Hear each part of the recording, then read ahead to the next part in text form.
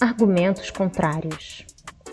Geralmente, as argumentações contrárias à reencarnação vêm dos meios religiosos. Embora se façam referências religiosas sobre a reencarnação, não se deve perder tempo com tal discussão no campo da crença. Crer em algo é um ato unilateral. A discussão deve ocorrer no campo científico. A razão será sempre melhor conselheira que a crença. Contra fatos, não há argumentos. Deve-se discutir-se se são ou não fatos. Os casos documentados são inúmeros. As pesquisas são reveladoras. O argumento da autoridade de quem afirma acreditar na reencarnação não é suficiente para que ela seja verdadeira. São necessárias provas consistentes, contra as quais não se tenham dúvidas. O excelente trabalho do engenheiro Hernani Guimarães Andrade se constitui num demonstrativo do quanto se deve ser rigoroso na análise das informações obtidas sobre reencarnação. Após analisar os dados obtidos em suas pesquisas, que se limitaram aos fenômenos de lembranças espontâneas, ele verificou hipóteses. Por último, verificou-se que a reencarnação era a que conseguia explicar todos os dados e resultados obtidos.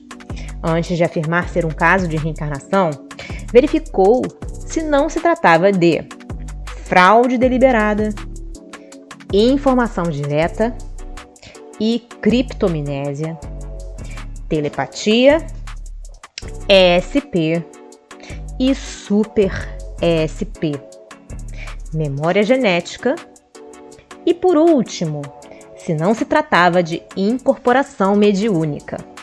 Não se deve afirmar que toda lembrança que se tem, ou mesmo os sonhos, referem-se a encarnações passadas. Vive-se hoje numa era em que a imagem tem valor especial. A televisão projeta para seu espectador imagens numa velocidade e intensidade muito grande. Não é possível gravar conscientemente tudo o que se vê. Muitas lembranças podem vir dessas imagens registradas no inconsciente. Elas, pelo seu colorido e conteúdo latente, podem mais adiante despertar emoções semelhantes àquelas produzidas a partir de lembranças do passado. O fato de acreditar-se a reencarnação tudo o que se não pode explicar, geralmente leva à descrença e a buscar-se novos argumentos contrários. Outra questão que comumente se levanta quando se fala de reencarnação é sobre a população. De onde vem tanto espírito? E a superpopulação? A questão nos leva a uma análise ampla da vida no universo. Como se sabe, o universo, além de ser infinito, em nota para uma compreensão mais correta e detalhada sobre o universo e sua finitude, sugiro a leitura do excelente livro Possibilidades Evolutivas, de Djalma Mota Argolo. Além de ser infinito, o universo contém muitos planetas que podem ter condições de vida semelhantes à da Terra. Os espíritos transitam de mundo a mundo em processo constante de aprendizagem. Não se aprende tudo sobre as leis de Deus num único mundo. Cessada a possibilidade de aprender-se mais, naquele mundo passa-se a outro mais evoluído, até não mais precisar se reencarnar. A população de espíritos encarnados e desencarnados, humanos vinculados à Terra, nos mais diversos planos espirituais de seu campo, supera a casa dos 20 bilhões de habitantes. Em nota, ele diz que o espírito Emmanuel, através de Chico Xavier, no capítulo 9 do livro Roteiro, prefaciado em 1952, afirma textualmente mais de 20 bilhões de almas conscientes, desencarnadas, sem nos reportarmos aos bilhões de inteligências subhumanas que são aproveitadas nos múltiplos serviços do progresso planetário, cercam o domicílio terrestre, demorando-se noutras faixas de evolução. Dia chegará graças ao planejamento familiar e a outros mecanismos reencarnatórios, que haverá uma compensação entre mortes e renascimentos. Os futurólogos encarnados dizem que a Terra estabilizará em cerca de 12 a 14 bilhões de habitantes. Outra objeção que se faz é quanto ao esquecimento do passado. Algumas pessoas até que aceitariam a reencarnação, mas rejeitam-na porque não queriam esquecer o passado. Tal rejeição vem do fato de se temer o desconhecido. O desconhecido passa a ser absurdo. Diz-se: se eu não sei o que ocorreu no passado, então para que me serve? A rejeição pode dar-se por aversão inconsciente ao passado que se teve, pelo simples fato dele não ter sido agradável. Tudo fruto do desconhecimento real sobre a importância do esquecimento do passado. Sem ele, é impossível ao espírito educar-se. Mas a maior objeção decorre do preconceito religioso.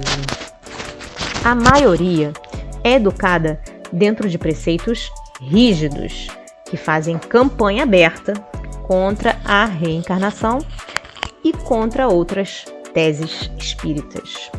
Desde criança aprende-se que só há uma vida, que a morte representa o fim do ser. O materialismo contribui para essa visão destrutiva da vida, auxiliando a descrença na reencarnação. O materialismo, esse sim, é a maior chaga da humanidade. Não só destrói o conhecimento da verdade, mas também tira do homem seu principal influxo para a felicidade, a esperança no porvir. O preconceito religioso contra a reencarnação contribui para a difusão do materialismo. Sem querer, aqueles religiosos que combatem a reencarnação estão engrossando as fileiras dos materialistas. Porque a crença da reencarnação é maior em certas culturas que em outras. Porque a maioria dos casos de lembranças espontâneas se dá em países cuja crença na reencarnação é mais favorável. Pensar-se que, pelo fato de se encontrar essa facilidade, a reencarnação seria um equívoco coletivo é o mesmo que considerar a existência de Deus pouco inverossímil, pela crença generalizada em todas as culturas e em todas as épocas. Na Revista Espírita de 1864, página 146, num artigo intitulado A Escola Espírita Americana, Allan Kardec analisa a oposição maior à reencarnação dentre os princípios espíritas na América do Norte, considerando que sua crença chocava com o preconceito de cor arraigado naquela sociedade. Ele afirmava que os próprios espíritos não ensinavam abertamente tal conhecimento por prudência, mas que, à época propícia, o fariam. Os preconceitos sociais são dificultadores para a disseminação de certas ideias que, a despeito disso, por serem verdadeiras, surgem na época adequada. Allan Kardec tinha razão em sua análise, pois os Estados Unidos é o país com o maior número de estudos em universidades sobre o assunto. Tais objeções decorrem do estágio espiritual em que se encontra a humanidade terrestre. Embora sejamos uma civilização que beira os 200 mil anos, estamos na infância espiritual. Alcançar a compreensão das leis de Deus requer maior avanço do espírito. A evolução é contínua, lenta, mas progressiva. Para a compreensão de certas leis, o espírito necessita conquistar algumas faculdades. Essas faculdades não são físicas, mas psíquicas. O aprendizado pela reencarnação faculta ao espírito essa conquista. As objeções são fruto do preconceito. Se o homem de bom senso mergulhasse detidamente na análise dos fatos, veria o quão verossímil ela é e quão coerentemente ela explica muitas coisas. Além disso, ela torna-se lógica pelas oportunidades de aprendizagem que faculta ao espírito, ainda ignorante das leis de Deus. Falta muito pouco para seus opositores renderem-se às evidências dos fatos.